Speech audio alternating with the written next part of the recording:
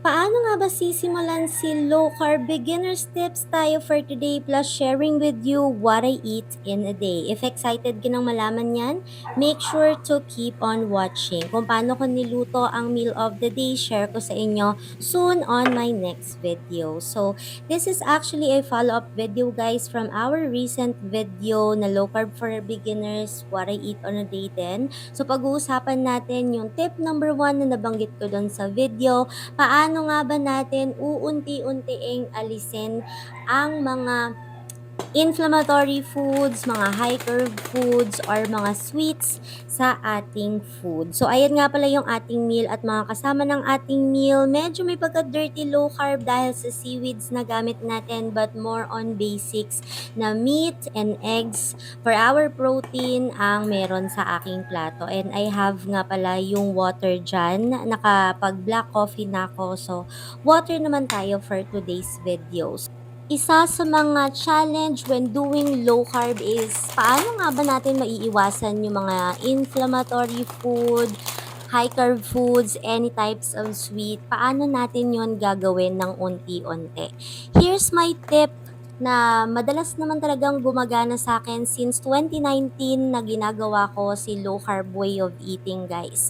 Number one is iba-iba tayo ng reason bakit natin ginagawa si low carb way of eating. And tanungin mo yung sarili mo, bakit mo to ginagawa? For me, guys, my reason is to make sure na hindi na ako babalik sa mga matitinding symptoms na meron ako for PCOS or for PCOS. Kung relate kayo dyan sa mga girls natin out there. So, ginagawa ko si low carb way of eating hindi lang para mag-lose ng weight but at the same time I need to make sure na ma-manage yung mga PCOS symptoms ko and yung mga iba pa na na-diagnose before. Pero napaka-importante talaga sa akin yung mga symptoms na ma-manage ko properly for my PCOS.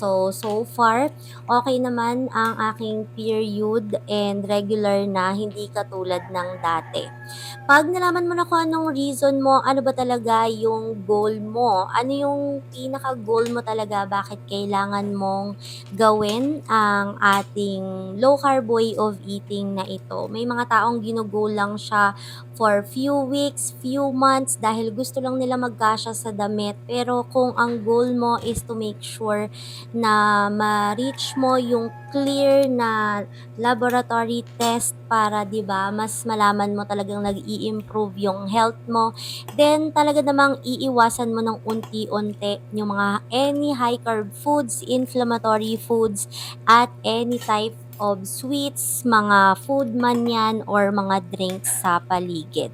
For me guys, nung nagsisimula ako, hindi naman talaga 100% na magagawa mong wala ka na talagang totally na kanin. Anything na sinisimulan mo ay talagang magiging mahirap yan. For the best tip na masishare ko sa inyo, paano nyo gagawin yan for a beginner pag malinaw na sa yung reason at goal mo is unti-untiin mong bawasan yung mga high carb foods katulad ng rice and is life mo. So normally, 'di ba, kung ikaw ay nakaka 4 rice sa ulam mo is try mo namang bawasan na maging 3 rice ka na lang per day.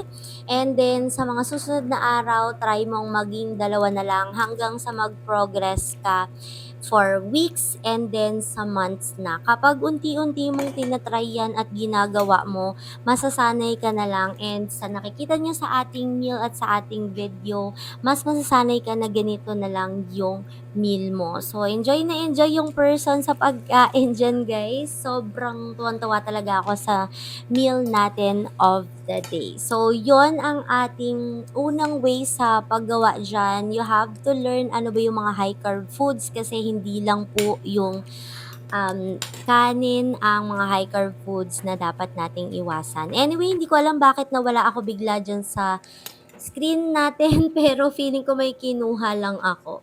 Number two, ang pinaka next challenge is yung mga instant food, mga fast food. Babalik tayo sa reason na malalim mo bakit mo ginagawa dito and sa goal din na dapat nga na naset mo. Kung ang goal mo talaga is sa health goals guys, pinakaayaw nating gawin kay low carb is mag-take ng mga inflammatory ingredients. Kapag inflame yung katawan natin guys, hindi na siya nagiging busy para i-burn yung fats, para maayos yung mga cells natin but nagiging busy siya para kalabanin yung mga masasamang nakapasok sa katawan natin. Kasi basically naman talaga sa katawan natin, meron tayong mga fighters dyan para tulungan na maayos yung ating katawan. So kung nagiging busy sila para lagi na lang labanan ang mga nakapasok na hindi magagandang mga bagay, is hindi na ma-burn yung fats and for sure, hindi rin mag improve yung health natin. So, ano ba yung goal mo? Babalik tayo doon and ano ba yung reason why mo? Next is yung any types of sweets and any types na drinks and foods. Yan yung very common na sobrang challenging para sa mga gumagawa or magsisimula or nagbabalik kay low carb. For me guys, naghahanap ako ng mga alternative na sweets, na foods, desserts na pwede kong gawin in a low carb way. For low carb way of eating guys, kailangan nyo matuto how to search ng mga talagang legit na mga recipes or mga content creators, or we have low carb doctors din na pwede nyong masundan yung mga meals nila, na pwede nyong gamitin yung mga dessert na puwedeng pamalit sa mga cravings ninyo sa sweets. Pero kung ikaw ay talagang nagfo-focus sa basic na meals mo, sa meat, seafoods, green leafy vegetables, and protein natin na eggs, most of the time dapat nababawasan na yung cravings natin sa sweets kung tama niyo siyang ginagawa. And take note guys, disclaimer na iba-iba po ang pag-approach natin when it comes to low carb, especially kung ikaw ay may health issue ha. So, napakahirap mag-DIY. So, kung kailangan nyo ng tulong, how to be guided dyan, pwede kayong mag-message sa ating page. Anyway, ganito na lang pala yung meal na natitira dito sa plato ko. Sa part na 'to guys, feeling ko talaga busog na ako. So, pabalikan ko na lang siya mamaya kapag nagutom na ulit ako. So, kapag busog na ako guys, I stop and then babalikan ko na lang ulit yung meal, and eto na nga at nagwa-water na ako. So, kung makikita niyo diyan guys, eto na nga yung aking water kasi nga nakapag-black coffee na ako kanina. So, kailangan ko naman ngayon ng water. Huwag kakalimutan yung salt sa water or sa food, or mag-mix kayo ng electrolytes. Share with you dyan sa page natin very very soon. Grabe yung energy at busog na busog ako dito sa part na to guys. So nagsalin na lang ako dito ng water para more on water pa talaga tayo. Anyway, share ko lang, isa sa mga challenge ko is to make sure na talagang natitake ko yung tamang water per day. Kaya I need to make sure may mga tumbler of water talaga ako dyan sa tabi ko para naman maalala ko na hindi lang kape is life, kailangan din natin ng water. So, ayan, ang saya-saya ng person sa part na to dahil nabusog na naman tayo. If you have any questions, let me know on the comment section.